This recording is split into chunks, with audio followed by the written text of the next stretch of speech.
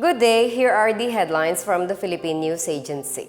We start on a high note on this Monday as the Department of Budget and Management gave the green light on the guidelines for the salary hike of civil servants, which means the measure is now up for implementation.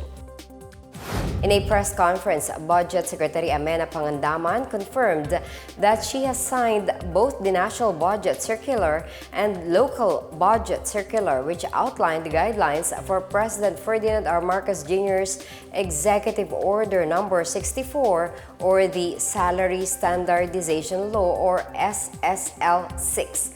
This order mandates a 4-tranche salary hike starting this year, with the first tranche retroactively applied from January 1, 2024.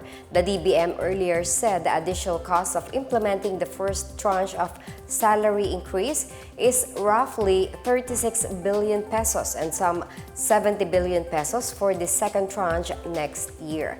Marcos EO 64 grants a higher percentage of salary increase to professional and sub-professional government employees compared to those in managerial, executive, and top leader positions.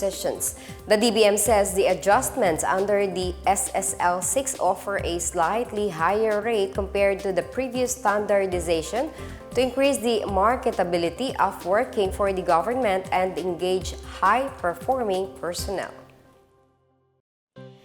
Meanwhile, the Philippines has strongly condemned China's recent actions, calling them unjustified, illegal, and reckless. This comes following an air incident in Bajo de Masinloc, also known as Scarborough Shoal in the West Philippine Sea, on August 8.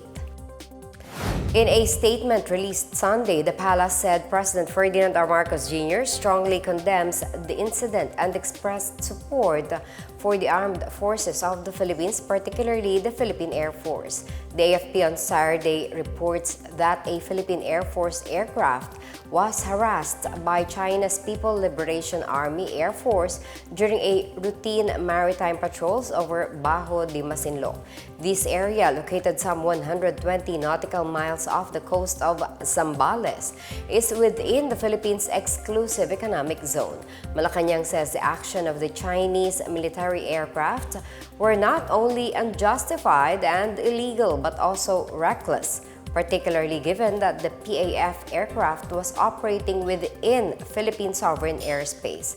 The palace also expressed concern about potential instability in the region, stating, quote, "We have hardly started to calm the waters and it is already worrying that there could be instability in our airspace," unquote. Despite recent agreements between the Philippines and China to facilitate the resupply of Filipino troops at Ayungin Shoal, Malacanang reiterated the country's commitment to peaceful diplomacy while urging China to act responsibly in both the seas and the skies. China continues to claim the entirety of the South China Sea, including the West Philippine Sea, despite a 2016 arbitral ruling that invalidated its claims and affirmed the Philippines' sovereignty over its exclusive economic zone. As tensions rise, the Philippines has been garnering support from its international allies, including the United States, while also beefing up the capabilities of its armed forces. In other news, the Department of Human Settlements and Urban Development has launched more housing projects in Mindanao under President Ferdinand R. Marcos Jr.'s Pambansang Pabahay para sa Pilipino or 4PH program. Over the weekend, the SUD Secretary Jose Rizalino Acuzar and other key housing officials visited Zamboanga City and Surigao del Norte and participated in the groundbreaking rites for 2 4PH projects. They also checked the progress of existing developments. Acuzar emphasized the directive of President Ferdinand R. Marcos Jr.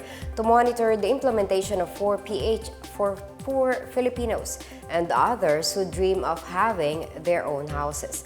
In Zamboanga City, the housing officials inspected a proposed site for Dreams Residences, signed the Memorandum of Agreement for the ongoing Vinta Residencia in Barangay Salaan, and launched the Sikat High Park Residencia in Barangay Layuhan, being implemented by the NHA.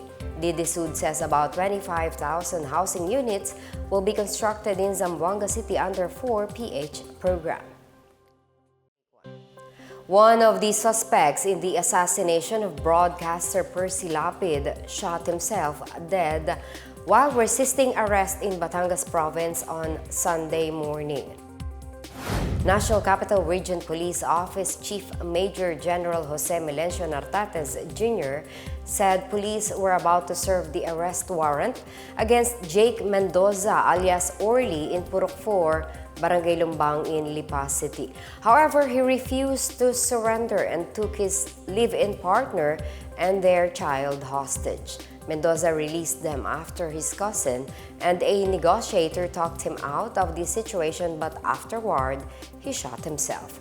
Mendoza is the alleged accomplice of self-confessed gunman Joel Escorial, who helped plan the attack on Lapid or Percival Mabasa in real life. Lapid was shot dead by motorcycle riding assailants near his residence in Las Piñas in October 2022. In May, the Las Piñas Regional Trial Court sentenced Escorial to 16 years in prison. In news overseas, the Philippine Embassy in Seoul has urged the Filipino community to observe safety precautions as South Korea sizzles under a summer heat wave. The embassy advised Filipinos to drink plenty of water and move to cooler place whenever they feel symptoms of heat-related illnesses such as nausea, dizziness, or headache. They also check the news for warnings or updates from authorities to keep them safe. Local media reports that at least 14 people have died as of August 7 due to the heat wave. About 303,000 livestock, including 277,000 poultry, have died due to extreme temperatures since June 11. A week earlier, South Korea issued its highest heat wave warning as temperature rose to around 40 degrees Celsius in some regions. The local weather agency says the current heat wave will continue until the middle of August. In our weather news, Pag-asa says the low-pressure area being monitored inside the Philippine Area of Responsibility could develop into a cyclone anytime today. The LPA was last tracked 1,375 kilometers east of extreme northern Luzon, which would be named Dindo once it develops into a cyclone. Pag-asa weather specialist Obet Badrina, however, says the LPA may possibly exit PAR within the day. The LPA has no direct effect on the country and it does not enhance the Habagat or southwest monsoon. Meanwhile, the southwest monsoon will bring scattered rains and thunderstorms over Ilocos region, Zambales, and Bataan. It will also cause isolated rain showers or thunderstorms over Metro Manila, the rest of Luzon, Western Visayas, and Negros Island region. The rest of the country will experience isolated rain showers caused by localized thunderstorms. And that's the latest and the biggest stories on the Pna Headlines. For more news updates, visit our website pna.gov.ph or our Facebook and X account, Philippine News Agency. The Pna Headlines is also streamed via the Servicio Facebook page. You may also watch the Pna Headlines through the Philippine News Agency's YouTube account and via the News and Information Bureau website under PNA News. I am Marita Muaje, and this is the Pna Headlines, bringing stories that unite the nation.